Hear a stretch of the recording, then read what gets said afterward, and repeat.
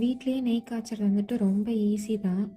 அது ரொம்ப பெரிய கஷ்டம்லாம் இல்ல. ஃபர்ஸ்ட் நம்ம வாங்குற பால்ல இருக்க ஆடைய வந்துட்டு கலெக்ட் பண்ணிக்கிட்டே வரணும். கலெக்ட் பண்ண ஆடை வந்துட்டு கோல்டு வாட்டர் யூஸ் பண்ணி அடிச்சு எடுத்தோம்னா பட்டர் வந்து ரெடி ஆயிரும். அது எடுக்கிறதும் ரொம்ப சிம்பிள் தான்.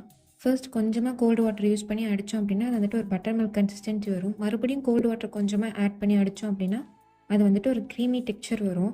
அதுக்கப்புறம் மறுபடியும் கொஞ்சமா மட்டும் கோல்டு வாட்டர் யூஸ் பண்ணி அடிச்சோம்னா, நமக்கு வந்துட்டு வெண்ணெய் வந்துட்டு பிரிஞ்சு வந்துரும்.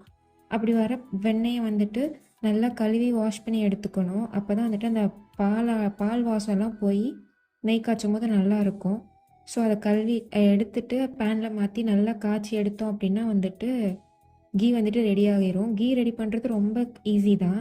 ஃபர்ஸ்ட் அந்த பட்டர் உருகுன உடனே ஒரு லேயர் ஃபார்ம் ஆகும். அத வந்துட்டு ரிமூவ் பண்ணிறணும். அது வந்துட்டு ஃபர்ஸ்ட் பார்க்க குழம்பு மாரி இருக்கும். லோ ஃப்ளேம்லயே வச்சு ஹீட் பண்ணோம் அப்படின்னா உருக்கணும் அப்படின்னா வந்துட்டு, அது வந்துட்டு கிளியரா கிடைச்சிரும். கடைசியா வந்துட்டு ஒண்ணு கருவேப்பில, இல்ல அப்படின்னா முருங்கைக்கீரை இருந்துச்சுன்னா, போட்டு எடுத்துட்டோம் அப்படின்னா வந்துட்டு சூப்பரா கீ வந்துட்டு ரெடி ஆயிடும். இது செய்யறது ரொம்ப சிம்பிள். காஸ்ட் எஃபெக்டிவ், ஹெல்தியும் கூட. வீட்லயே செஞ்சு பாருங்க.